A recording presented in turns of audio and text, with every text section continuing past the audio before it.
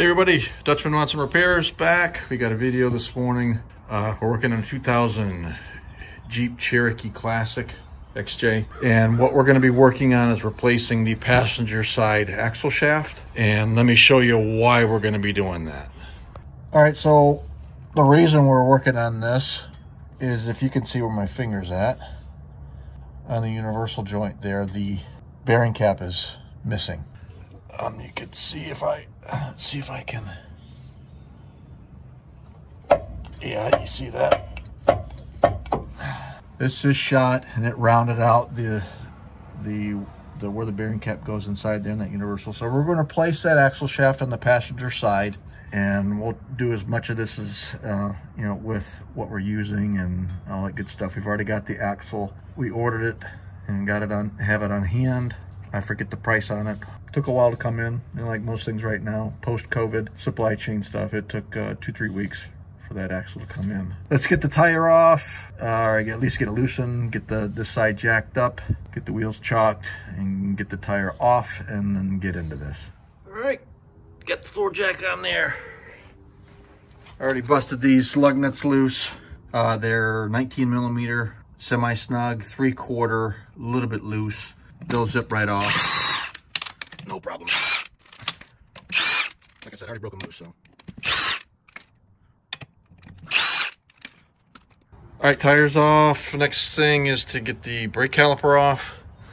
You're going to be dealing with two 12 millimeter bolts. You got one here, and then one down the bottom side, right there. So I was able to use my socket down the bottom there, but this up one because of this brake line. I'll use a 12 millimeter wrench and get that loosened up. So give me a second to break that loose. All right, got that one loose.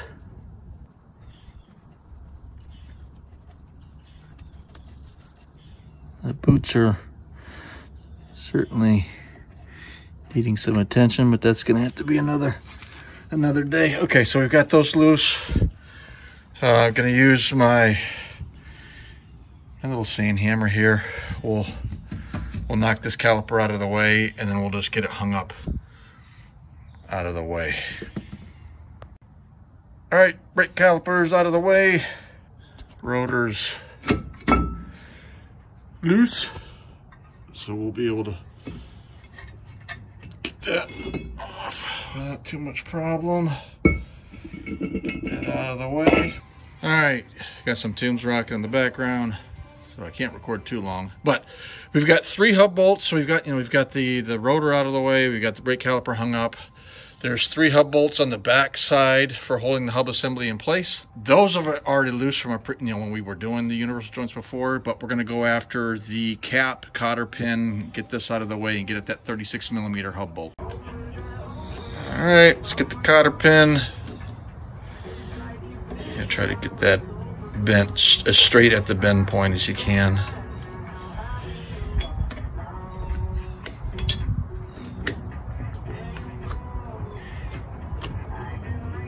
You'll have to do some manipulating, kind of straighten that pin out a little bit. Yeah, before we knock it out. Yeah, see if you can push a little bit. If you can get some movement out here, then you'd be able to grab on that.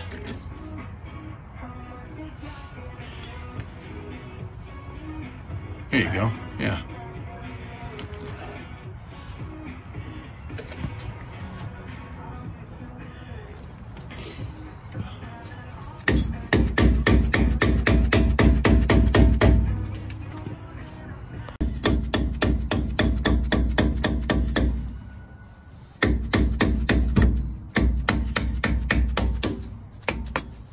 Okay,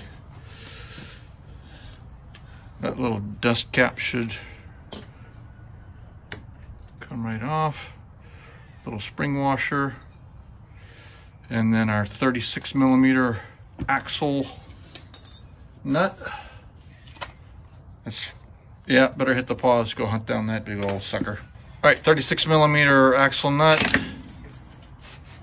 Make sure you get some forward pressure on that too, okay? Just like that. That stinking Hercules rips those suckers off there. Okay. All right, let's get that axle washer out of there. Should have brought a little dental pick tool. Let's see if you can get it with you. Oh, come on. Get that with your fingers. Yeah. They might get dirty. Thumbs are too freaking fat. Where's the pick? That's how we're supposed to. All right, let's get those hub bolts off. 13 millimeter, 12 point. 3 of them. These should come off relatively easy because we just worked on this.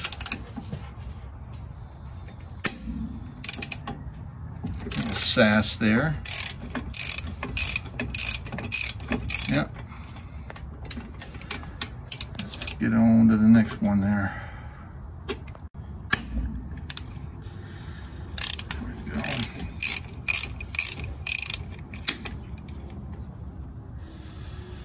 And our last one there. I'm gonna have to get it on this different one.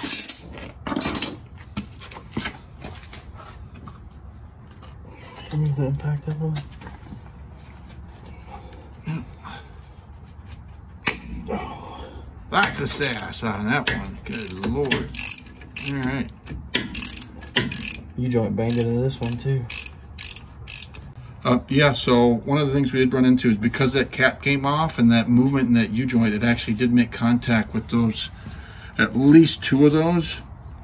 And we had to do a little tappy tap with getting the socket on there. On 2 of them, but it wasn't too bad. So you run into this problem, that's what you might have. Just, you know, if you can get the socket somewhat started on there and tap it on there. We used that little, not the claw hammer, but the little maul hammer, because it gave us better, or it was shorter for striking the socket on there. But yeah, it's all good. All right, let's get those completely out and get this hub off. All right, last one coming off, and that hub won't just, it shouldn't just fall off. I mean, it might if it was really, really loose. We'll probably have to take the sand hammer and just kind of pop it a little bit.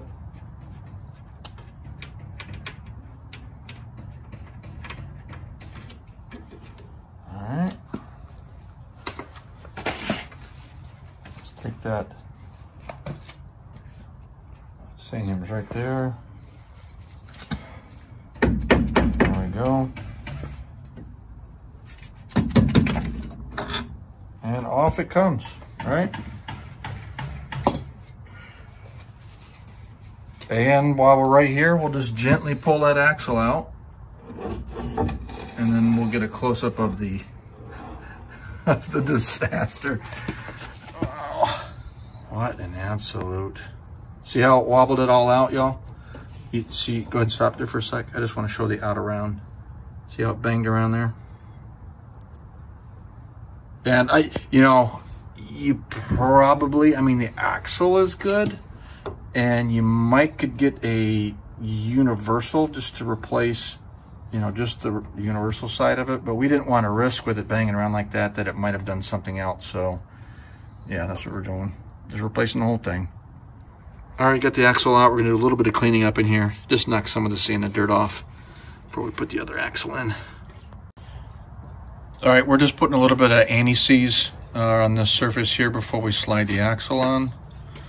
Highly recommend that you do this at will, because if you ever got to take things apart down the road, it's gonna make it a whole lot easier for you. All right, so we put a little bit of axle grease just on the splines on the end of the axle shaft, but let's go ahead and slide that axle back in. You don't want it to bump, so you just kind of, it's not super critical, but just slowly feed it in there at the right angle.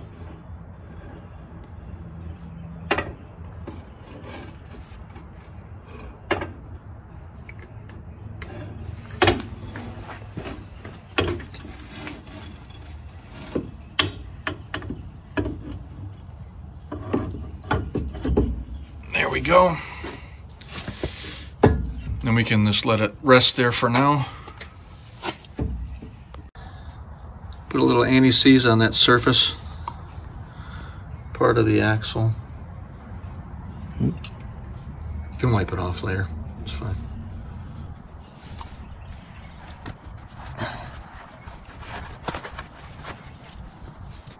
Oops.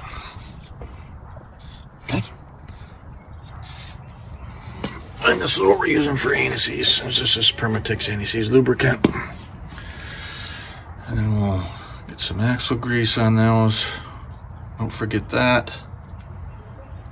You can be liberal with that.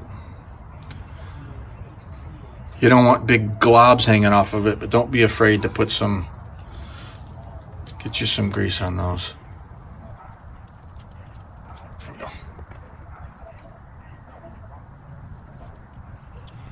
All right, and then we'll get the hub assembly back on. We went ahead and put 2 bolts through as kind of a little bit of a guide, and I'm gonna hold one of them. I'm gonna hold the one up top here.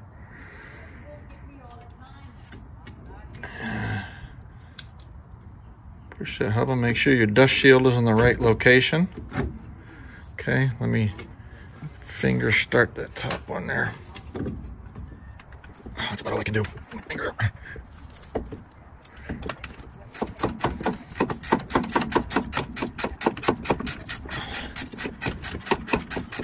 You get that one down there started by hand a little bit? Yeah. Here, where's the socket?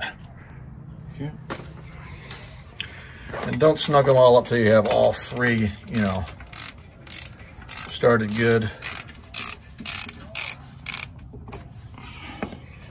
Get that last one on there.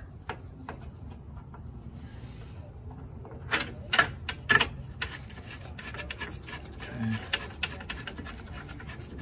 Deal.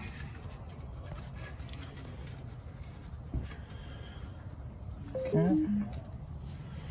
All right, let's crank them down, get them snugged up, and we'll get you a torque spec. All right, so we got those snugged down. The final torque spec on those is 110 foot-pounds, and you want to do that. There's only 3 of them, but you know,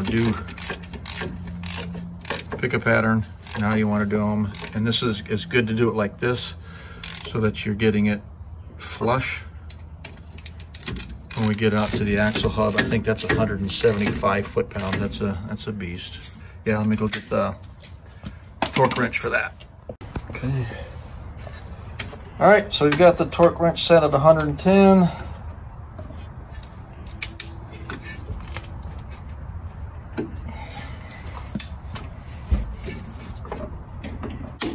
There we go. Yep. More.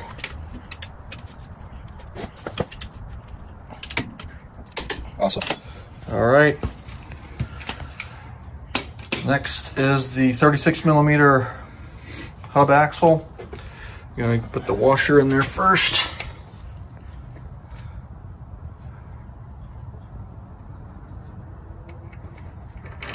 We have a little bit of leftover anti-seize on that.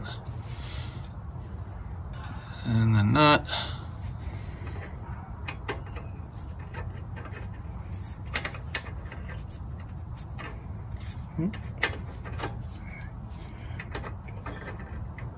Oh, let's look at the mated side. See, you get the anti-seize. It's the other way. Look where your anti-seize is. Oh, okay. All right, so what we're gonna do in getting this on there, we need to, because your axle is gonna spin as you tighten, you're gonna get a little pry bar. Put the lug nuts back on there. I'm going to use this pry bar to brace it.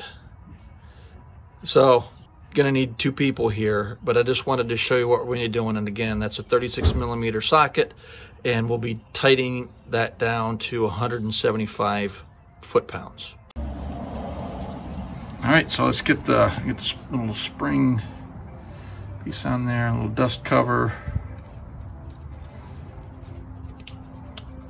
and the cotter pin. Oh. And when you put that cotter pin on there, you want to get it as flat over there as you can up against there. You don't want it like sticking out, because I need to kind of tap it down in there. There we go. And then on the bottom, get as close as you can to the washer, as you want your bend up towards where it's near the axle, not all the way out on the outside, and just kind of rotate it. Yep, just rotate it all the way around.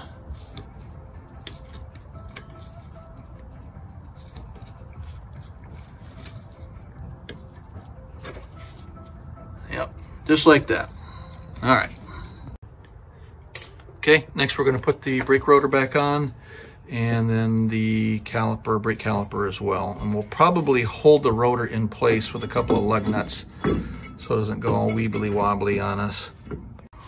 All right, so when you put the brake caliper back on, it's going to be snug. It was probably a little bit snug when it comes off, because the brake pads actually ride just right on the rotor. And so you want to get a C-clamp or something like that to kind of get in there and take the pressure off that reservoir side or the piston side of the brake caliper, so that when you put it back on, you're not fighting it all the way on. And you don't want, if it's tight, do not go hammering on there, because you'll damage your pads. All right, so brake caliper's back on, snug down. We're just going to put the tire on, and this job is done. So hopefully you found this video informative. If you got any questions or comments, you can leave those down below. We appreciate you watching the video, and have a good one.